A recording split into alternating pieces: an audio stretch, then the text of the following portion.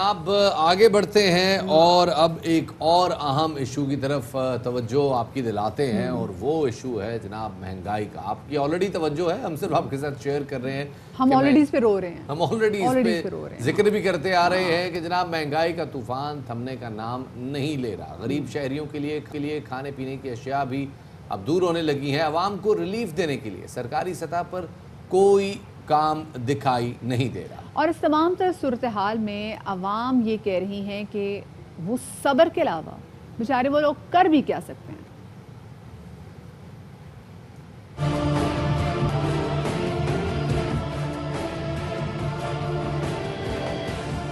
حکومتی دعوے اپنی جگہ، لیکن بازاروں میں کھانے پینے کی اشیاء عام شہریوں کی پہنچ سے دور ہوتی جا رہی ہے۔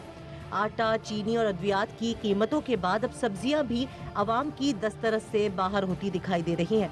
کچھ سبزیوں کی قیمتوں نے سینچری کراس کی تو کچھ نے ڈبل سینچری کر لی۔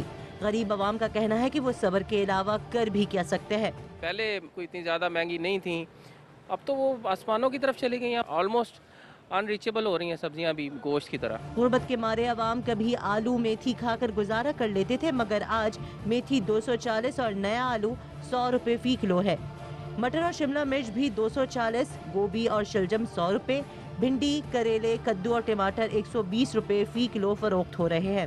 جو بگ فشز ہیں وہ اپنے ریٹ دے رہی ہوتی ہیں اور گورنمنٹ جو ہے وہ اپنے ریٹ دے رہی ہوتی ہے۔ الٹیمیٹلی برڈن کس پہ آتا ہے؟ اینڈ کنزیومر پہ۔ کھانا پینا تو بنیادی ہے، ضرورت ہے، جیسے بھی ہو، چاہے مہنگا ملے یا سستا۔ حکومت کے قیمتیں کنٹرول کرنے والے ادارے کہیں بھی فعال دکھائی نہیں دے رہے، جس کے بعد کون سی چیز کس قیمت میں فروخت ہونی ہے اس کا تعین بیچنے والا خود ہی کر رہا ہے۔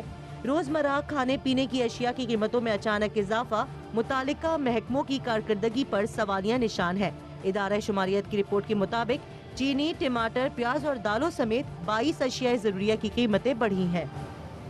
شفاعت مجھے بتائیں، یہ پرائز کنٹرول اتھارٹی نام کا ایک محکمہ تو تھا، وہ کہاں ہوتا ہے؟ یہ پرائز کنٹرول کمیٹیز ہوتی تو ڈپٹی کمشنرز کے پاس ہیں، لیکن وہ کام کیا کریں یہ بھی تک سمجھ میں نہیں آ رہا، کیونکہ چکن ایک دن 260 کا ہوتا ہے، اگلے دن 270 کا ہو جاتا ہے، پھر 280 کا ہو جاتا ہے، اور اس کی کوئی وجہ سمجھ میں نہیں آتی۔ ویکنڈ پہ 310 کا بھی ہوتا ہے، ویکنڈ پہ 310 کا بھی ہو سکتا ہے۔ انڈوں کی قیمتیں بھی اسی طرح ہیں، دودھ کے اوپر جو معاملات چل رہے ہیں وہ بھی ہم دیکھ رہے ہیں کہ سرکاری سطح پر قیمت کیا ہے اور وہ بک کتنے میں رہا ہے۔ سم ہاؤ کوئی ایکشن نہیں ہو رہا اس حوالے سے۔ ہم ڈے ون سے بات کریں جی کہ آٹے کی جو قیمت مہنگی ہوتی جا رہی ہے، پھر جو چینی کی صورتحال ہے وہ مہنگی ہوتی جا رہی ہے، سبزیوں کی جو قیمت ہے اگر دیکھا جائے، ابھی پیکنگ میں آپ نے سنا بھی کہ آلو میتھی کیسی ہوتی تھی، ڈش ہوتی تھی کہ جو بڑے آرام سے بچ جاتی تھی، کیونکہ آلو بھی ذرا خرید میں آ جاتے تھے اور جو میتھی بھی تھوڑا سستی مل جاتی تھی، لیکن آلو میتھی بھی اب نہیں ملتی۔ اب سمجھ میں نہیں آ رہا ہے لوگ بنائیں تو کیا بنائیں۔ ایوریج تنخواہ شفاعت ہمارے ملک میں اگر دیکھا جائے لوگوں کی 17,000 ہے، 20,000،